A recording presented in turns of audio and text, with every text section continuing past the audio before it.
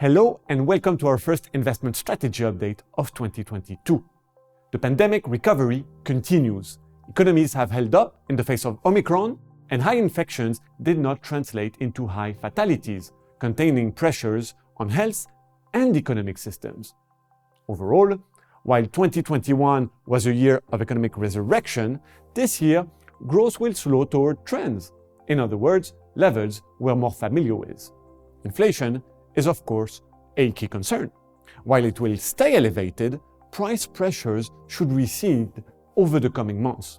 This is due to rising wages and rents, the effects of past stimulus, as well as lingering logistical bottlenecks and energy shortages, but some of which are starting to show tentative signs of easing.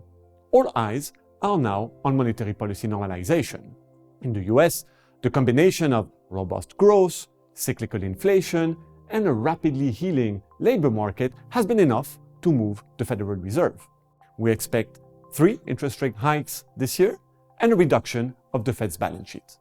But while this tightening cycle is kicking off rapidly, real interest rates are still negative, which means that monetary conditions remain accommodative.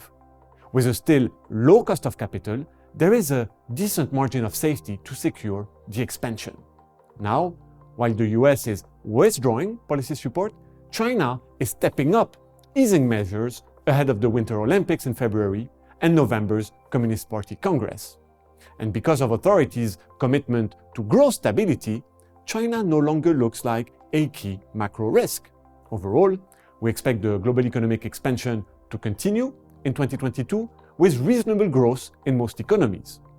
Let's now turn to Stéphane to find out what this new phase of the cycle means for our portfolio positioning. US 10-year yields have moved sharply in response to the Fed's planned end of monetary stimulus, rising from 140 in mid-December to nearly 190 in mid-January, before retracing to around 175 currently. Central bank's roadmap to tame inflation has so far been very clear. Still, markets may price it differently, creating volatility. But at minus 0.5%, US real yields are still at historical lows. And as we just heard from Samy, that leaves plenty of room to rise further before they risk stalling economic growth. In this environment, we need to be highly selective in fixed income, which is why we prefer short duration exposures and floating rate credit. We especially like Asian high yield credit in US dollars and Chinese debt in renminbi, and continue to underweight the broader sovereign bond market and investment grade credit. Strong growth and supportive financial conditions should continue to deliver solid corporate earnings. That's why we are positive on risk assets and continue to favor equities, especially value names, which tend to benefit from rising yields. For now, only 10% of companies have reported fourth quarter results, and while it's too early to draw broader conclusions, these first announcements look positive, with 75% of firms beating expectations.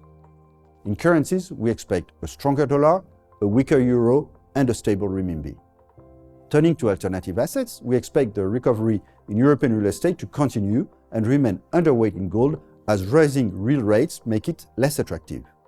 Finally, we continue to hold cash, which will let us reinvest in risk assets as and when we spot opportunities.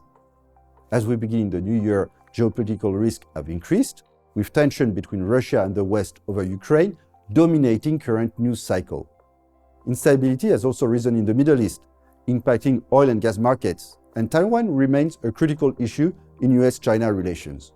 Markets are already experiencing more volatility, and this underlines the need for active portfolio management. Thank you very much for watching.